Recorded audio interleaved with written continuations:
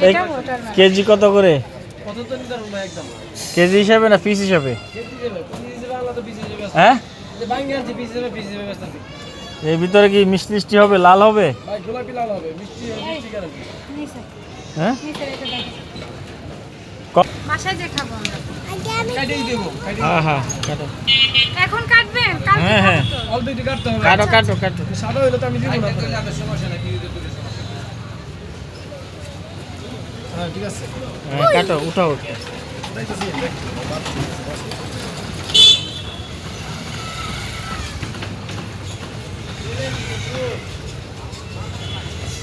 ওই যে তোমার ওয়াটারমেলন নিচ্ছে বুঝছো?